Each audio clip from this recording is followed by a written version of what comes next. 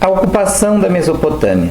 Então, o primeiro povo que se fixou de fato na região da Mesopotâmia foram os sumérios, tá?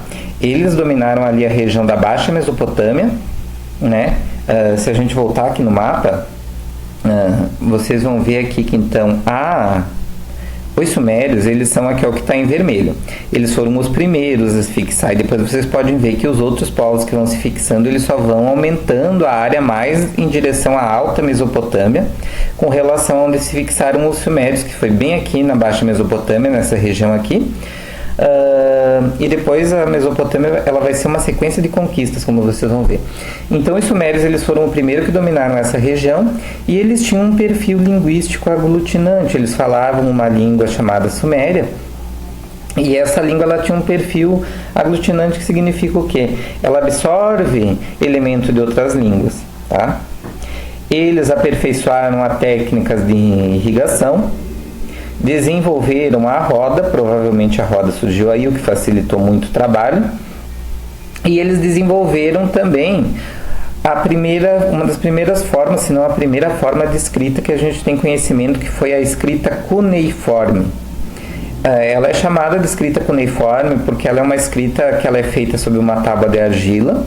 Antes dessa argila secar, então eu pego uma espécie de estilete e eu vou fazendo ali pequenos desenhos, alguns ideogramas, que então eles vão formar palavras. Essa escrita cuneiforme, ela vai ser usada, ela foi inventada, desenvolvida ali pelos sumérios, mas ela vai ser adotada por outros povos, como a gente vai ver. E depois que essa tábua de argila secava, então ela ficava ali com aquelas informações que eu colocava.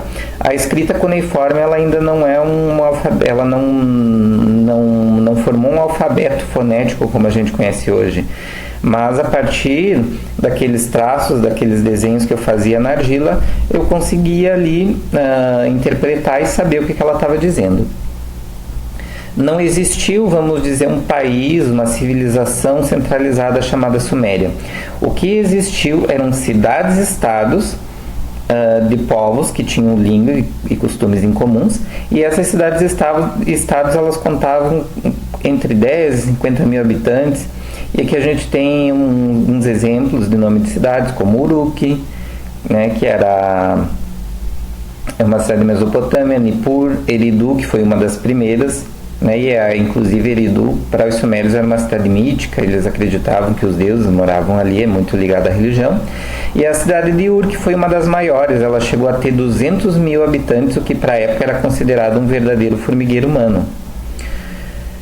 E o chefe político e religioso, que ele concentrava essas duas funções, ele era chamado de Patesi. O chefe político e religioso, que era o sacerdote, esse Patesi, então ele era a figura central das cidades, e através dos templos que depois vão ser construídos, então esses templos que eram os zigurates, aquelas pirâmides mesopotâmicas, que depois eu vou mostrar para vocês, elas eram diferentes das pirâmides egípcias, mas elas mantinham uma forma parecida, mas elas eram feitas em degraus, não era uma pirâmide perfeita como a dos egípcios, ela era meio que feita em forma de degraus. Nesses templos, então, esses zigurates, eles funcionavam como templo religioso, comandado pelo Patesi, e eles também funcionavam como silos, onde a produção era armazenada e dali ela era distribuída. Então, a gente, quando se referia à Mesopotâmia, a gente vai se referir à economia delas como economia da cidade-templo, porque a economia era dirigida pelos templos. A gente teve com os sumérios a escrita da Epopeia de Gilgamesh, considerada a obra literária mais antiga de toda a humanidade. A Epopeia de Gilgamesh, ela, semelhante a outras epopeias que a gente vai ter no mundo grego, no mundo romano, como a Ilíada, a Odisseia, ela trata-se ali de uma série de poemas. Elas geralmente são escritas em poemas, porque elas eram também cantadas, e quando você canta é muito mais fácil de você assimilar, de você memorizar, e ela vai contar histórias tanto de pessoas quanto de deuses. Então elas vão misturando personagens lendários daquela civilização, com influência dos deuses também daquela civilização. E através dessas epopeias a gente consegue saber muito sobre aquele povo que está escrevendo, porque muitas daquelas características que eles colocam nesses textos literários são as características dessa própria civilização. E o excedente da produção agrícola era aproveitado no comércio com outros povos ou com outras cidades vizinhas ou mesmo com os egípcios e com os indianos. Aqui as ruínas da cidade de Ur, que fica no atual Iraque, perto da cidade de Tel el-Mukayar. Então aqui, ó, isso é um zigurate. Essa construção aqui mais ao longo era um zigurate, que funcionava como templo e funcionava também como um grande silo, como um depósito de alimentos. Depois dos sumérios, a gente teve a ocupação na Mesopotâmia dos acádios. Eles eram um povo então originário do leste, estabeleceram-se como força dominante na Mesopotâmia no ano de 2334 a.C., quando o rei Sargão, o rei deles, o grande, começou a conquistar várias cidades sumérias. Os acádios eles tinham uma origem semita e essa língua foi se misturando com a língua suméria. E eles adaptaram a escrita cuneiforme dos sumérios ao seu idioma.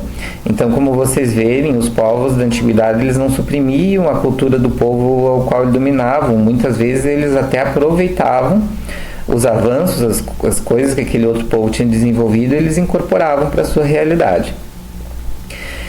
Eles estabeleceram um poder bem mais centralizado do que os sumérios, na figura do rei da cidade de Akkad, que funcionou como capital. Então eles formaram um império diferente ali dos sumérios, que formaram cidades-estados.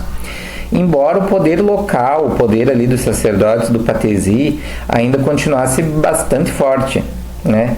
Até os assuntos locais ali, o comércio era tratado localmente, a agricultura, a coordenação dos trabalhos era tudo coordenado localmente.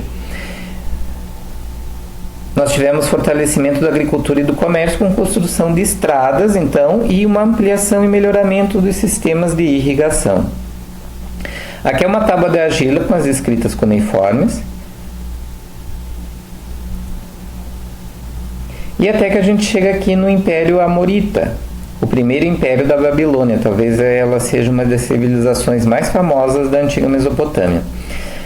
Ele é um povo de origem semita também, igual aos acádios.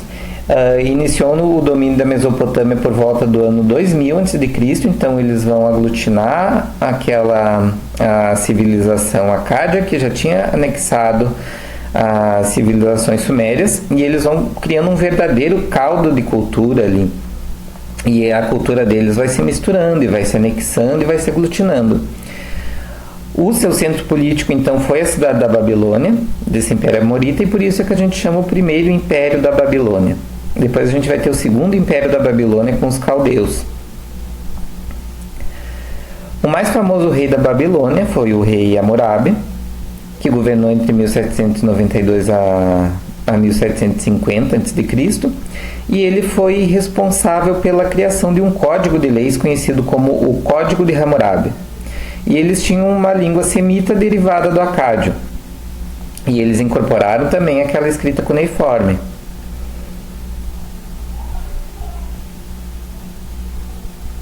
Então aqui um pequeno texto. Aí vocês me perguntam, professor, por que tanto texto? Esses textos aqui eles podem inclusive cair em provas de vestibulares, como vocês vão ver mais adiante. Por exemplo, a gente já teve parte da Epopeia de Gilgamesh que caiu em vestibulares, e a gente tem muitos textos bases das questões que são tirados desses livros aqui. Então por isso que eu trago bastante para vocês, além de ajudar aqui na nossa aula. O Código de Hammurabi, embora o mais extenso e sem dúvida alguma o mais conhecido, não é o corpo legal mais antigo do Oriente Antigo. Olha aqui, então, quebrando já um senso comum. Muitos anos antes, Urukagina de Lagas, no terceiro milênio da era pré-cristã, é apresentado pelos textos da época como legislador e reformador. As inscrições de Urukagina, contudo, não transmitem leis ou normas legais, mas apresentam as medidas sociais adotadas para coibir os abusos e corrigir as injustiças vigentes. O corpo de leis mais antigos até hoje conhecido é atribuído ao fundador da terceira dinastia da cidade de Ur, lá dos Sumérios, Ur-Nammu, entre 2111 e 2094 a.C. Como eu disse, na aula passada a gente falou sobre questões metodológicas e eu disse para vocês que estudar a antiguidade, principalmente a antiguidade oriental, que eram civilizações muito antigas, é um trabalho um pouco difícil.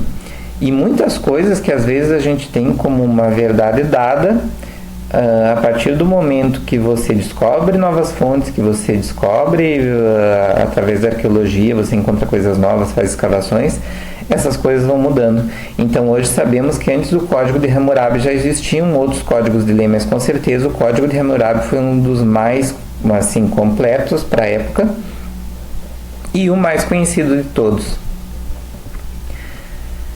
Do período babilônico antigo, é conhecido um outro corpo de leis, escrita em sumério e atribuída ao rei Lipitstar, entre 1934 a 1924 a.C., da primeira dinastia de Izim.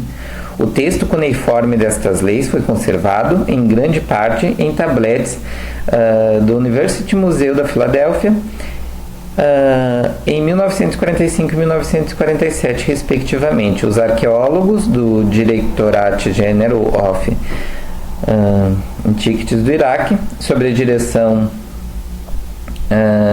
de S. Taba Bakir, encontraram em Tel Armal 2 tabletes com um texto em língua acádica contendo um corpo de leis que a Goetze identificou como sendo as leis do reino de Exuna.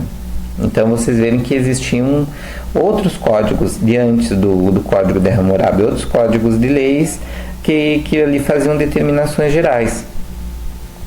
O Código de Hammurabi foi também escrito em língua acádica e, do ponto de vista textual, é sem dúvida o melhor transmitido dos textos de leis do Oriente Antigo. A Assiriologia possui não só inúmeros tabletes de diversas épocas com cópias de parte das leis de Hammurabi, mas também inscrições em pedra de caráter oficial. O exemplar mais importante é hoje a Estela de Diorito Negro, com 2,25 metros de altura, encontrada pela expedição arqueológica francesa de Jacques de Morgan nas escavações da Acrópole da capital elamita, Susa, durante o inverno de 1901 e 1902, entre dezembro e janeiro. Essa estela encontra-se atualmente no Museu do Louvre. Então, a estela do rei Hammurabi, ela é uma grande estátua que aparece o rei Hammurabi com um deus ali, como se ele estivesse recebendo as leis daquele deus, e embaixo ali tem os escritos da lei. Na parte superior da estela está esculpida em baixo relevo a imagem do rei Hammurabi de pé, em atitude reverente com a mão direita levantada diante de uma divindade, provavelmente o deus solar Zamaz. Tá? Essas civilizações antigas eles tinham muito dos deuses, principalmente os deuses principais deles, eram relacionados com o sol, eram deuses solares, que sentado em seu trono entrega ao rei as insígnias do poder real e o encarrega de estabelecer a justiça e o direito no país. A inscrição consta de 51 colunas escritas com sinais cuneiformes da época babilônica antiga. É um exemplo de sentenças justas e de intervenção do rei em favor da justiça e da ordem na comunidade. Então isso aqui também servia para dar o caráter divino do rei. Lembra que eram impérios teocráticos, eram civilizações teocráticas de direito divino. E como esse rei recebe então desse Deus essas insígnias da justiça, então por conseguinte ele vai segui-las, ele vai pô-las em uso. Então ele é um rei que representa diretamente os deuses e ele ao mesmo tempo é um rei justo e um rei que cuida da ordem. Ele dá aos que procuram seu direito confiança na justiça do rei e, para os sucessores de Hammurabi no trono de Babel, o exemplo de Hammurabi cria uma obrigação moral de imitá-lo com sua justiça e em seu interesse pelo bem comum. O Código de Hammurabi não é certamente um livro de leis válidos para todo o país, que todo juiz deveria consultar e seguir em suas sentenças, mas o seu valor moral é inestimável.